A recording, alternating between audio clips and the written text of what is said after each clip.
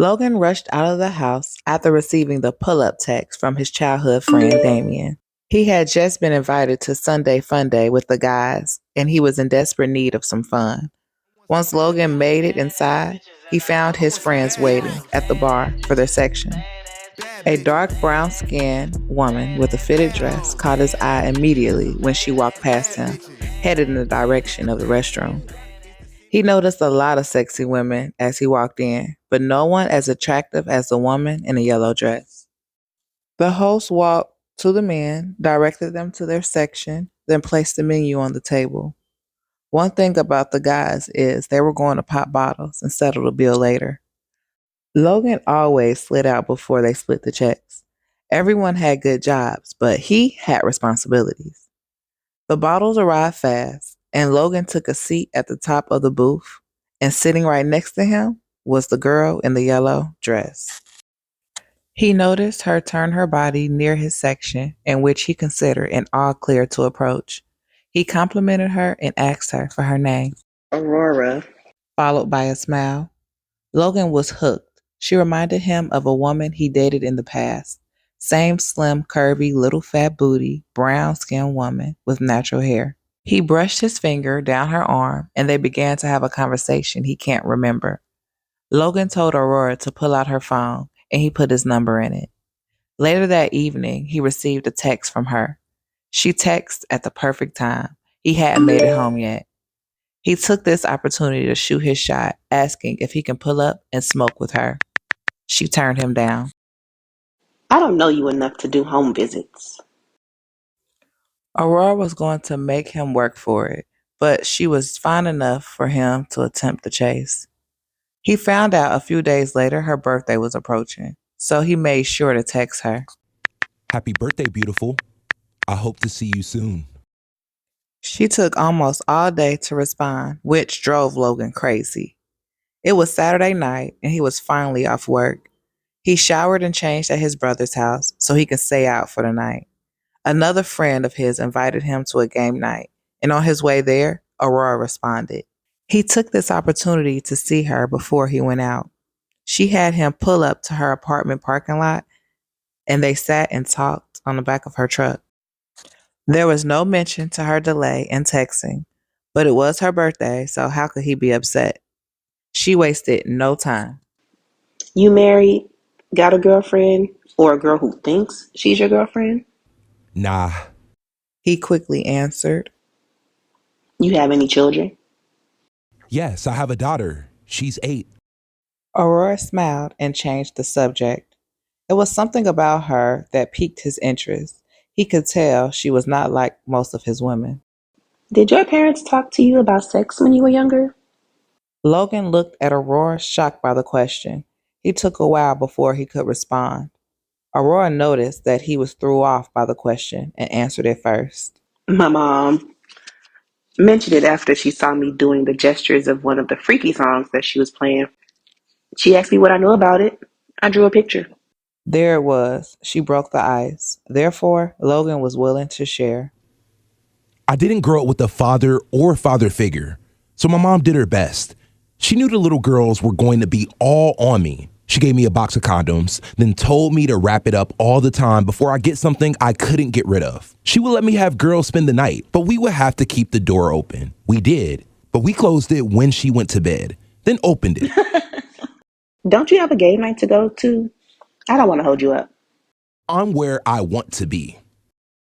He jumped down from the truck and reached for Aurora's hand. The two started slow dancing in the parking lot, musicless. This was the first for Logan. He can tell she was feeling him. Her head was on his chest, one hand on his back and the other on his hand. Logan's free hand slowly traveled from her back to her soft ass. She looked at him. He lifted her chin. Then he leaned in and their lips met. The kiss was full of passion. The two kissed as if they had known each other for a lifetime. Logan pushed into Aurora while pulling her in closer. She stopped, unlocked her car, and told him to get in the front seat. Before Logan could get comfortable in his seat, Aurora straddled him. She was speaking his language. He loved that she desired him. She kissed him, bit his lip, then surrendered her body. Logan went home on an Aurora high. He stumbled in, took a shower, then went to bed. The next morning, he was awakened by his daughter, Lyra. Get up, Daddy, Mommy, and I have a surprise for you. Logan got up from the bed, a little groggy, still on a high from his night. He followed Lyra to their dining room and turned around when he heard his wife Ezra's soft voice. Baby, baby, baby. Guess what? Guess what? He opened up his arms to receive her hug, then pecked her on the cheek. What's up? Lyra, excited, jumped up between the two, shouting, Read my shirt, read my shirt. Just call me Big Sis. Logan read with confusion on his face. He turned to Ezra. Yes, babe. We're having another bundle of joy. Logan tried to mask the disappointment on his face. He and his wife hadn't slept together in about 8 weeks. They were becoming more distant, and with the news of the baby, he felt more trapped. Are you serious? Lyra is going to be a big sister. I just have one question, though. He stared, eyeing Ezra. Where is my shirt? The family laughed, and they ate breakfast. Logan stayed home most of the day playing with Lyra and watching the game. He texted Aurora to see if she wanted to kick it with him. He invited her to Bombshells to watch the game and eat some wings. I'll be back. I'm about to go out to watch the game. Will you be in late again? Ezra responded, but Logan ignored her, slightly slamming the door. Logan pulled up to his cousin's house while he waited for Aurora to pull up. He decided that he would park his car there and ride with her to the bar around the corner. When she arrived, he walked to the passenger door, sat, and started talking. It was his way of getting her to drive without directly asking. The two were inseparable. Logan rubbed Aurora's leg. She propped on him moments after sitting at the booth. She seemed so comfortable around him, and Logan really liked that about her. He didn't feel judged with her, despite them not agreeing on many topics and situations. Aurora had a way with her words that forced Logan to accept the things she said or agreed with that he would not have with other women. She had absolutely no idea about football, but was awestruck as he explained simple rules. He never kissed someone on the date as much as he did with her. She would trace the lining of his lips with her tongue, then bite his bottom lip. They headed back to Logan's cousin's place. They sat in silence, staring at each other for a couple of minutes. Can we finish this inside your place? Logan quickly dodged that bullet by telling her he had a roommate, and they had a lot of people over. Oh, Lord, no. I don't want to do the walk of shame. Logan crawled into the back seat of her car, then signaled for her to join. He placed Aurora on her back, then reached up front to push the seats up. He started to give her sweet kisses through her panties. He moved them to the side forcefully with his fingers and began French kissing her clit. She pulled his head up and licked her wetness from his lips. He entered her bare and struggled not to release too fast. About 30 minutes later, she squeezed all of his cum inside of her, then climbed on top for more. Logan forgot all about his problems when she was around, so much so that he didn't make it back into his home until 1 a.m. Logan's wife works at a school as a counselor. She guides new students and staff into the culture of the school. Whenever people see her, they assume she is very put together and has everything a woman could ask for. All Logan feels is work and stress. When the two are good, they are good. That's how baby number 2 came along. However, when they're bad, they are bad. Logan has always had a thirst for women, and his wife was okay with it as far as he was concerned. He comes home, he provides, he loves his family, truly. When the two had their first daughter, they were just dating, and it made sense to stay together. They decided to get married when Lyra turned 6. Then Logan's sex drive grew faster than Ezra could keep up with. Their interests changed. He wanted to go out and do things together, be spontaneous, but everything would always turn into an argument. Normally, Logan slept around every blue moon when it was just sex, but his connection to Aurora strengthened, and the more he yearned for her, a thread in his marriage would break. Ezra started to grow more suspicious and ask questions. Logan, where's the hat you had on? before you left? Logan knew he was being messy, but he didn't want to stop. The more Ezra grew suspicious, so did Aurora.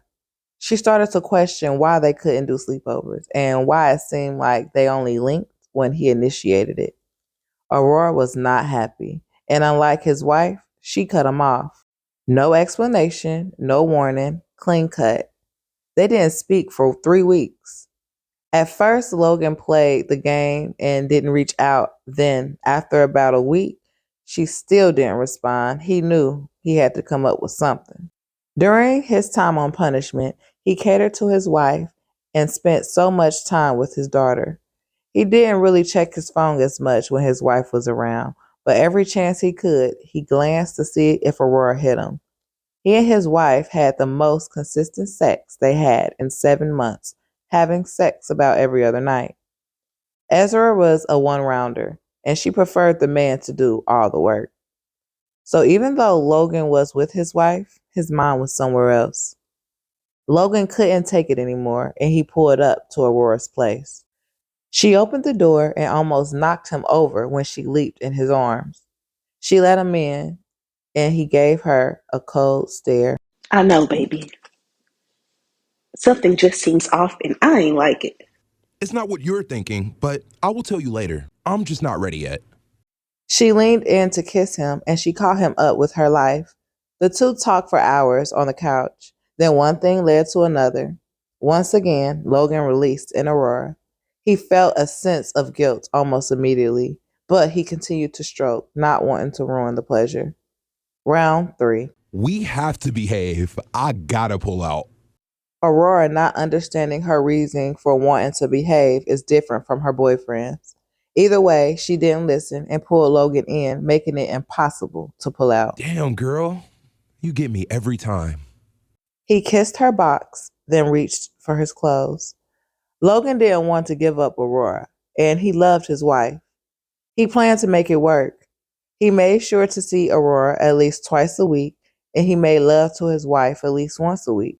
Her due date was approaching, and her sex drive starting to lessen. The day she gave birth, Logan canceled plans with Aurora, claiming a family emergency.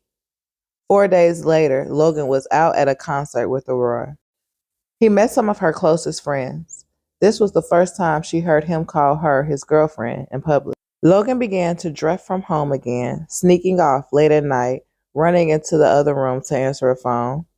He knew his wife needed help, but she wouldn't allow him to help. Everything he did was wrong, so he tried to stay out of the way. Aurora became more annoyed with Logan because she wanted more than he can give. She wasn't buying any of his excuses anymore. She told him that she was starting a new job, which would take a lot of her time, so she had no more time to waste. Logan didn't take her serious because she claimed to stop talking to him previously. Logan thought he was invincible until he received a phone call that would tear down his whole double life. Ezra went back to work after maternity leave. She had a full docket trying to get accustomed with the school, what the students were up to, and the new staff members. Up first, she had to welcome a new teacher. Before the teacher came up, Ezra wrote down the number that kept popping up on her phone bill. She had plans to make a phone call during her break to figure out who the mystery number was. A young woman knocked on her door and asked if it was Ezra Reed's office. She then introduced herself as Aurora, took a seat, then engulfed in Mrs. Reed's intake of the school. Aurora glanced around the office and noticed pictures of her boyfriend with this woman and other people. She didn't acknowledge the photos to Ms. Reed and just took it as this woman could possibly be her future sister-in-law. She assumed that the two must be siblings because she remembered Ezra Reed popping up on the phone one of the days Logan called after she deleted his number. She also didn't say anything because this was her first day at work and she didn't want people all in her business. The meeting went nicely, and Ezra told Aurora what room she would be working from. Aurora walked out and was stopped by another employee welcoming her. Ezra picked up her phone to call the mystery number who had been connected to her man for over a half a year. She heard the ringing from the hall and paid no attention, as she was invested to see who would pick up the other line. Excuse me, 1 second. Someone's calling me. Hello? Ezra heard an echo, looked up to see Aurora answering the phone. Ezra whispered, I know you've been sleeping with my husband. then hung up. Aurora had no idea what was going on. She didn't know Ezra was the one calling her. Ezra then called Logan to catch him up. He was furious. He tried calling Aurora to clear things up, but this time he could not get through. He never felt this way before. He felt like Ezra had taken the last of his freedom away. Ezra called off work for the next few days. Then when she returned, it was a letter on her desk. Your little girlfriend wrote me a letter. She told me that she didn't know you were married and that she's moving to a different school. I guess she's not talking to you, but she's talking to me. Logan left the house. I'll be back. He didn't return until 1 a.m.